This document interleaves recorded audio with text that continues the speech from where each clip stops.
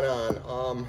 We're going to give you a quick update on the car. If you've been following me, we've vowed to get all the bugs worked out this year, hopefully. So one of the things when I want to get this car back to normalcy is the flywheel.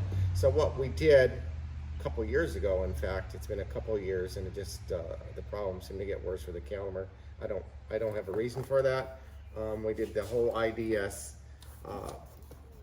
tune or program for the crank sensor. We did the cam, keep alive memory, and continued to throw codes after. So what essentially happened is the light and flywheel that is from McLeod, it's 10 pounds lighter, billet aluminum, 10 pounds lighter than stock. Again, the ECM just cannot pick up that rotation. And you just throw these misfire codes, and I find myself after every drive getting check engine lights on, and of course it's either a multiple misfire or a single cylinder misfire, and they're all named and they're in there. But right now I'm sitting on 0 codes, but they will come back. But anyways, to get me back to square one is transmissions coming out on Tuesday.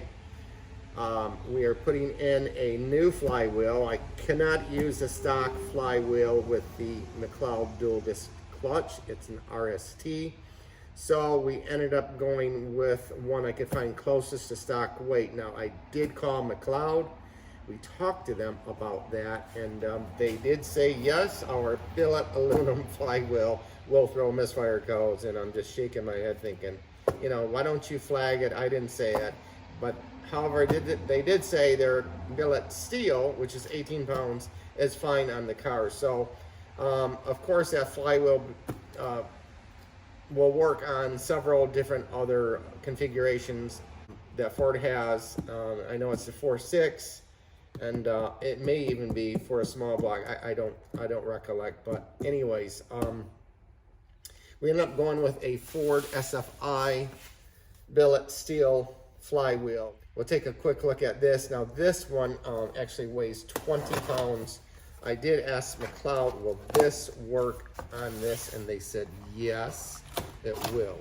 One of my concerns in getting this torn down is we got about 3,000 miles on this clutch, and the RST, our organic disc clutch, it is not a favorite for drag racers apparently, because it doesn't like heat. So if you do have an RST clutch, it gets hot, let it cool down, pull it off the track, let it cool down, because they explode when they're hot. That's when they fail. You don't want to be running this thing when it's hot. That's when they fail. So this is the new flywheel. This is also a very nice piece. This is Ford Racing. This is what's going to go back on Monday. Now, when we tear this down, I'm not doing the work. I'm having Scott's Auto. They've pretty much installed the Caliber for me. They've done all the work. But I'd like to be there. I don't know if I can. I'll ask them to check for me, but we're going to look at the crank sensor to see how much organic matter, if you will, or particulates from the dual disc will or collect on it. It's magnetic, so there is some material that gets pulled up. I don't know if it interferes with the signal. I would also like the tone wheel checked to just look for imperfections. That is the fingers, if you will, or what goes on the end of the crank for the sensor to read. And then also, what else was it? The fluid in the. I don't have to change the fluid in this Caliber Stage 3 for quite some time. They says unless you're hammering on it and using it for, gosh, I don't even know how many times. If it's all track duty, yeah, check it. But apparently it's, you know, they're talking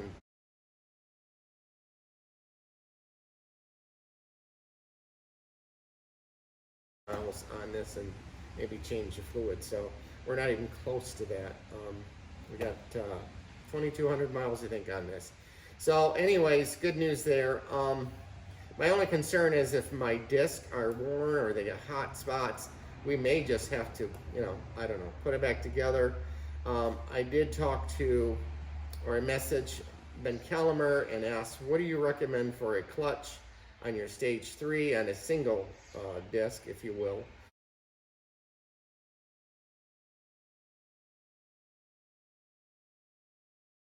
Sprung clutch, because I was kind of going after trying to see if that will help quiet the noise down, and they referred me to the lethal weapon. Sorry, Lethal Performance. I don't know where these shit just pops in my head. Anyways, that's what happens when you become a senior, right? I gotta laugh. Anyways, Lethal Performance. So I talked to them, and they recommended their dual disc, in which they have the baddest of the bad. It's over $1,000. It has Kevlar disc, which will last 2 to 3 times longer than ceramic, and it grabs hard.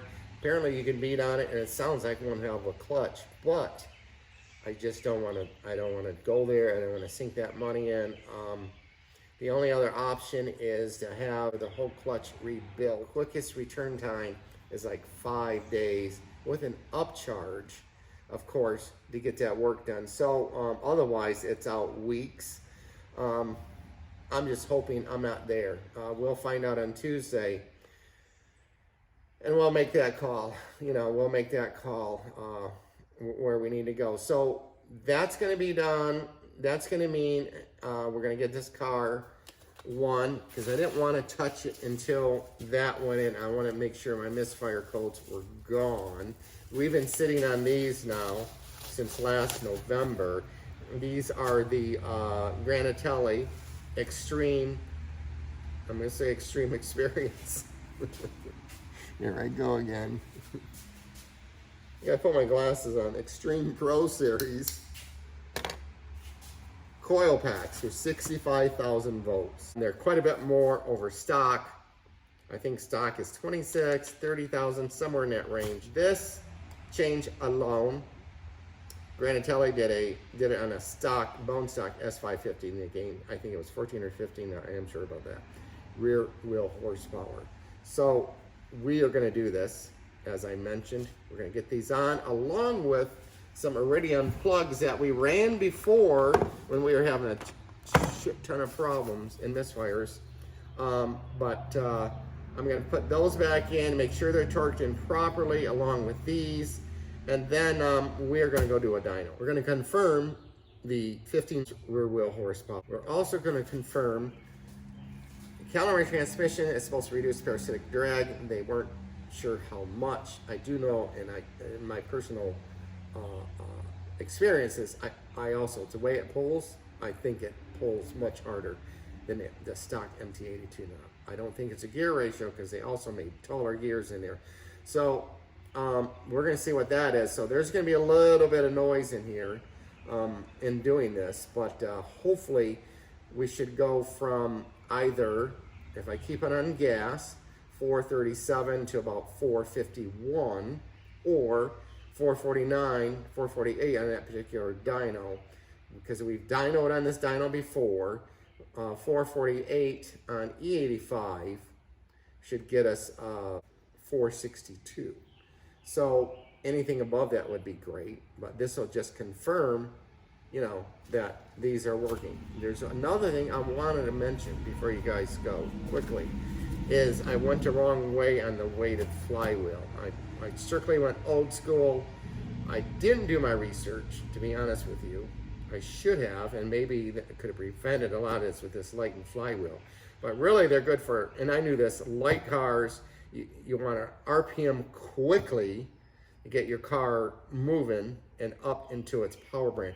However, the heavier flywheel will improve our short time, because it gets the car moving due to its weight. So I'm excited about that, because we got a short time of a 1.77 or 1.78 last fall when we went to 1199 at 117 plus mile an hour, which is pretty good in a 3,700 pound car and a final drive ratio with a 28-inch tire and a 373.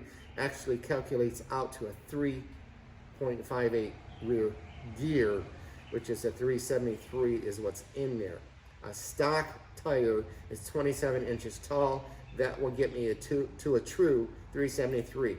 We're a 28-inch taller tire, and when you do the calculations, it drops that down to a 358. Future state, I'm going to go to a 26-inch tire. That's going to get us around to a 389 or 390 rear gear, theoretically, on the calculation. So, excited for these changes and getting this thing back, getting it back to the track. But what we're going to see next is a dyno after our video coming and our findings when we take this thing apart for this flywheel change. So that's all I have for today, guys. And I appreciate your support. By the way, thanks to my new subs, this car is a cross between a drag car, road car, just a fun car. It's not a full-on drag car, okay? I just want you guys to know that.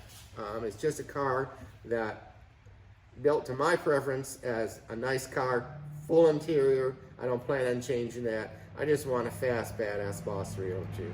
And I have one right now. It's a beautiful ride, man.